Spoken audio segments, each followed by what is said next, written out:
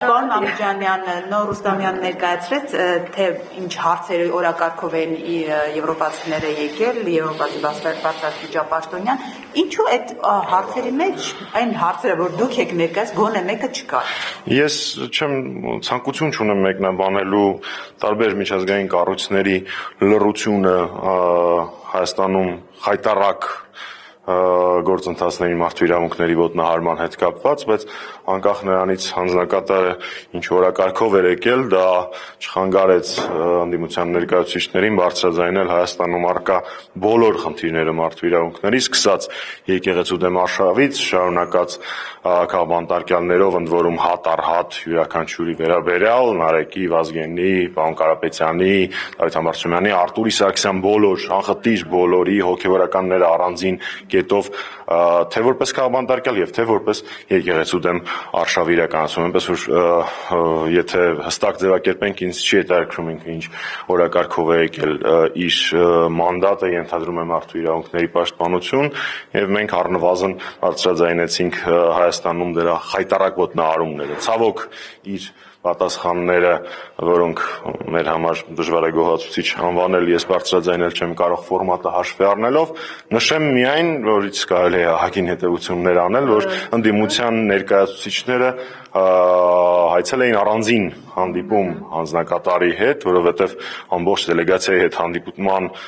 ամանավանդ այսպիսի կարճատև հանդիպման պարագայում հնարավոր չի ներկայացնել այն բոլոր խայտառակ գործընթացները, որոնք տեղի են ունենում մեր երկրում, բայց թե առաջ, թե հիմա եւ թե հետագայում այս բոլոր գործընթացները ներկայացվում են բոլոր ֆորմատներով հանդիպումների, ելույթների եւ իհարկե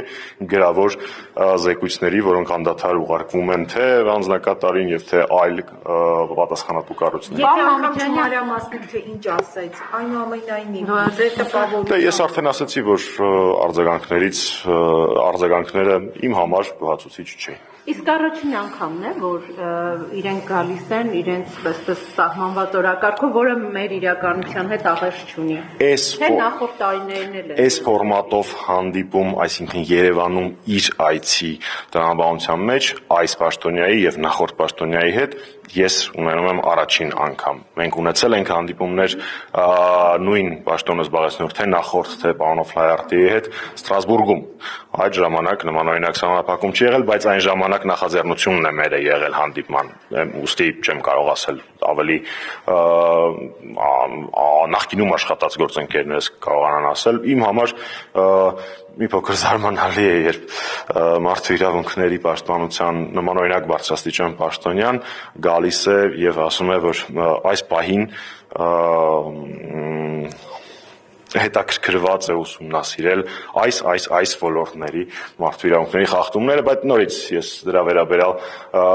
շատ չեմ ծանրանա, որովհետև դա չկանգնացրեց մեզ ներկայացնելու իրականություն։ Իսկ կողմնակալ իրենց մոտեցման մասին դուք ասեցիք եւ որևէ արձագանքյալ, ինչու են իրենք կողմնակալ մոտեցում եւ պրոիշխանական։ Շատ հստակ ձևակերպումներ են տրվել թե այս եւ թե նախորդ բոլոր հանդիպումների ժամանակ անընդունելիության մասին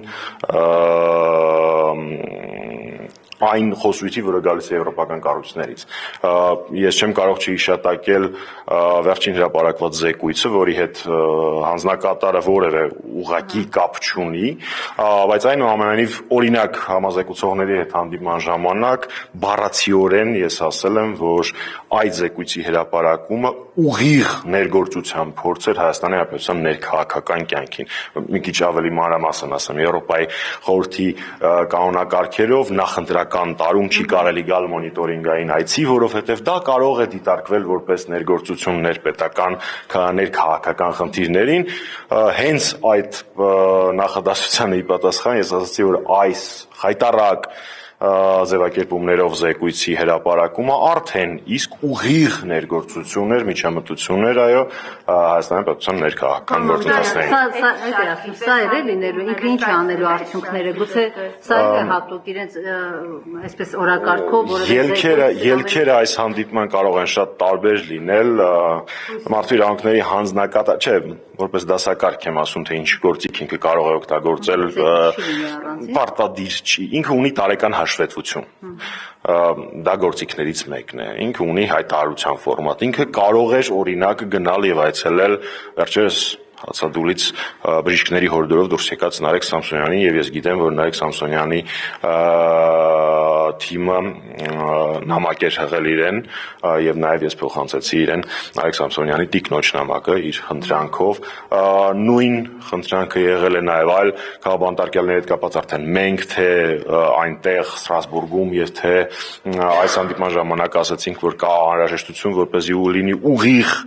շփում, ուղիղ տեղեկացվածություն, ուղիղ այցելություն, ոչ իհարկե։ Առասարակ չի մեկնաբանել այդ ասել, ոչ թե չի տվել համակարգ։ Դուք առաջարկել եք ինքը ոչ մի Մենք դրա մասին բազմիցս ենք ասել, նամակներով, տարբեր ձևերով։ Ես եմ շնորհակալ։